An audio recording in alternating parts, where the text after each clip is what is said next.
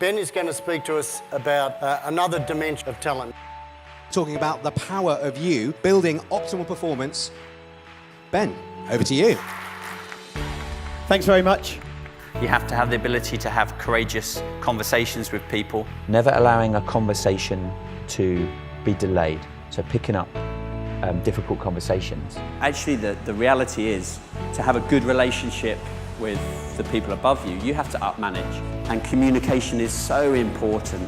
And often when we talk about effective ways to talk, you forget about the other side of the coin, listening properly, letting people fully exhume themselves when they're talking. And once you become and try and get them to be the best version of themselves, they surprise themselves, because if I'm telling them this guy's amazing at what he does and can communicate this well, then it gives them confidence that they're really competent.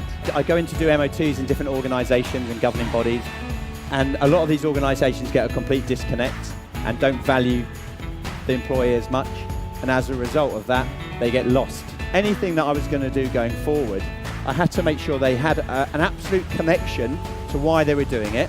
I explained it, they bought in, then they owned it, gave them empowerment, and it made the whole thing stronger. Once they had buy-in and they felt empowered, then I could see that they were going to start soaring. It's the same as an organisation. You want to be a CEO that isn't there that week and actually it doesn't affect your profit margins or the way that your organisations run. The word you used earlier, alignment, is just so crucial in success.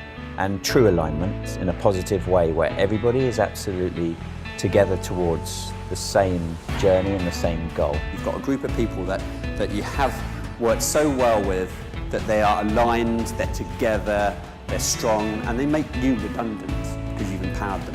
And I'll talk about creating an environment where you get black and white, because in sport, the same in business, grey can kill you. If you blur the edges with anybody, then your black and white no longer is black and white.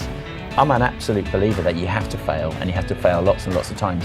Ultimately, you've got to create that psychologically safe environment. All those key psychological needs that you will need in your environment as much as I need in mine were in place. Whenever you get your end of quarter figures and your profits at the end of the year, you have to be able to, hand on heart, say, well, I really had something to do with that.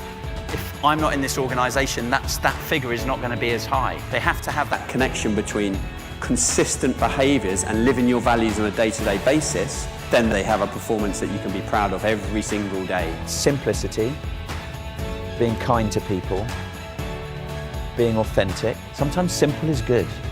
What gets measured gets managed, and it's about measuring the things that are key.